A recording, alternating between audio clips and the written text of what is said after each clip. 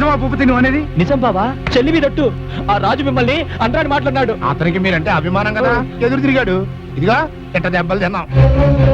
అంతేకాదు బావా, గీతని పెళ్లి చేసుకుని తిడతానన్నాడు. వారిని మంచితనం తగలయ్యా. అసలు విషయం చెప్తావే?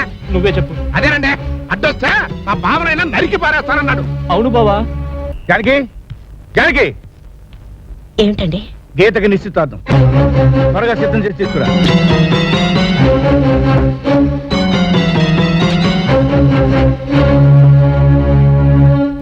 బావా రండి బావా, కూర్చోండి.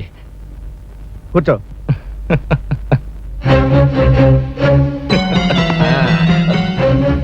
నాన్నగారు, ఏమిటిదంతా? నీకు భూపతితో నిశ్చితార్థం. నిశ్చితార్థమా? మరి నాతో మాట మాత్రమేనా చెప్పలేదే? ఆడవాళ్ళని అడిగి నిర్ణయాలు తీసుకోవడం ఈ ఇంటి పద్ధతి కాదు. ఈ రోజు నుంచి మీ పద్ధతి మార్చుకోండి నాన్నగారు. నేను ఈ పెళ్లి చేసుకోవడం లేదు. గీత! అవును, నేను పెళ్ళంటూ చేసుకుంటే మావయ్యనే చేసుకుంటాను. ఎంత ధైర్యమే నీకు? ఆ నీచుని పెళ్లి చేసుకుంటానంటావా? నిన్ను! ఆగండి. ఇన్నాడు మీరు ఏం చేసినా సహించాను, కానీ ఈ రోజు నా కూతురుకు అన్యాయం చేస్తానంటే మాత్రం నేను చూస్తూ ఊరుకోను. ఊరుకోక ఏం చేస్తావు? ఈ పెళ్లి ఆఫ్ చేస్తాను. ఏ అధికారంతో ఆపు చేస్తావు? అధికారంతో కాదండి, మమకారంతో. ఆ మమకారం నాకు లేదనుకున్నావా? ఉండే ఈ పెళ్లికి ఒప్పుకున్నారా? ఒప్పుకునే ముందు మాతో మాట మాత్రమైనా చెప్పారా? మీకు మీరుగా తీసుకునే నిర్ణయాల వల్ల మేము ఎంత బాధపడుతున్నామో మీరు ఏనాడైనా ఆలోచించారా? అన్నీ తెలిసిన మీరు ఆవేశంలో ఎన్ని తప్పులు చేసినా భరించాను. ప్రాణం ఇచ్చే తమ్ముణ్ణి దూరం చేసుకున్నాను. కన్నవాళ్ళని ఎంతో శోభ పెట్టాను. ఎందుకో తెలుసా? మిమ్మల్ని దేవుడుగా భావించే మీ భార్యం కాబట్టి. కానీ ఈ రోజు ఒక తల్లిగా నా కూతుని కసాయి వాడికిచ్చి కట్టబెట్టానంటే నేను సహించలేను. ఏంటమ్మో కసాయి వాడంటున్నావు? ఏమండి, వీడొక నీచుడండి. ఈ రోజు చెల్లి చేత చేస్తున్న వ్యభిచారం మీ పెళ్ళం చేత కూడా చేయిస్తాడు. అది మీకు ఇష్టమేనా? మీ కూతురుకు వేసి కావడం.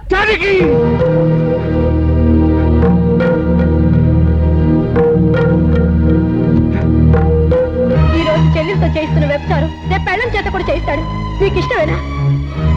మీ కూతురు ఒక వేసి కావడం మీకు ఇష్టమేనా?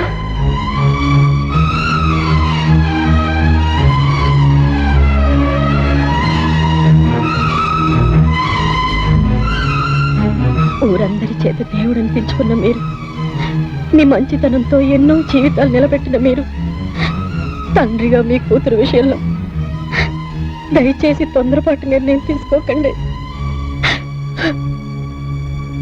బావా, ఈ ఆడవాళ్ళు ఏదో వాగుతుంటారు, వాళ్ళ మాటలు పట్టించుకోమాక. పంతులు అయ్యా, టైం అవుతోందయ్యా, తాంబూలాలు రెడీ చేయి. అలాగే. బావా మొదలెడదామా? రావే. నా కూతురు చెయ్యి పట్టుకోవడానికి ఎంత ధైర్యం రా నీకు?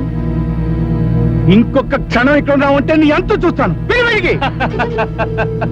చూసావా రాయుడు, బయటికి నడవాల్సింది నేను కాదు నువ్వు. ఇప్పుడు ఈ ఇల్లు నీది కాదు నాది.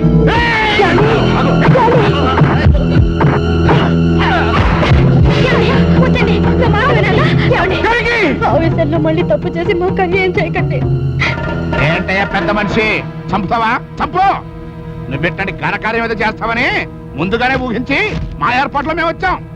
ఈ ఆస్తి ఇల్లు మొత్తం వాళ్ళ పేరు రాసిచ్చి ఇప్పుడు భూపతులు బయట పోమంటావేంటి? చూడండి పెద్ద మనుషులు చదవండి. ఈయన గారు స్వహస్తాలతో రాసిచ్చిన ఆస్తి పత్రాలు చదవండి.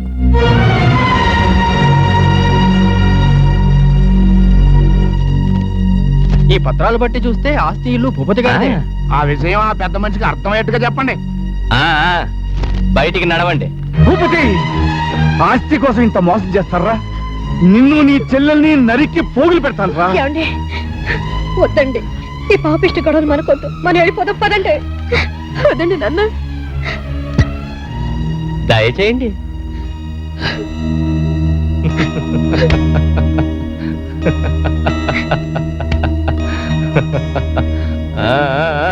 ఇల్లు బాగుంది.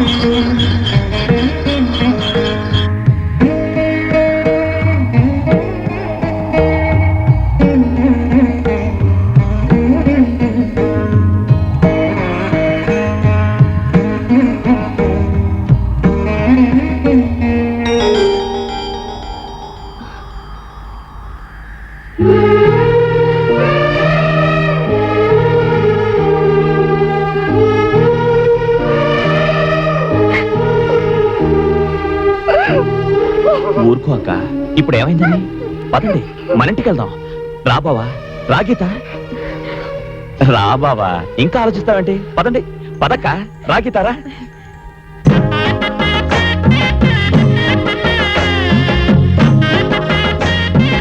అమ్మా ఏమిట్రా? అమ్మా రావే ఏమిటి? ఎవరొచ్చారు చూడు ఆ, జానకి అమ్మా, జానకి అమ్మా, జానకి బాగున్నారా అమ్మా? బాబు, నన్ను క్షమించను అత్తయ్య. ఆ, అదేంటి బాబు అలా అంటున్నారు? శని దాపురించి ఏదో అలా జరిగిపోయింది. ఇప్పుడు మీరు మామూలు మనుషులు అయ్యారు. మాకు అదే చాలు బాబు, అదే చాలు. లోపలికి రామ్మా, బావగారిని రండి లోపలికి బావ. తీసుకురారా. రా గీత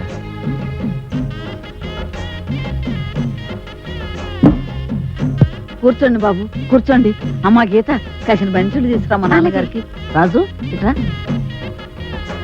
ఏంటి అక్క బావ బాధల్లో ఉన్నారు, జాగ్రత్త. ఆ, ఇంట్లో సరుకులన్నీ అయిపోయినాయి. నేను సరుకులు తీసుకొస్తా గానీ వాళ్ళని జాగ్రత్తగా చూసుకో. నేను చూసుకుంటాను వెళ్ళు వెళ్ళు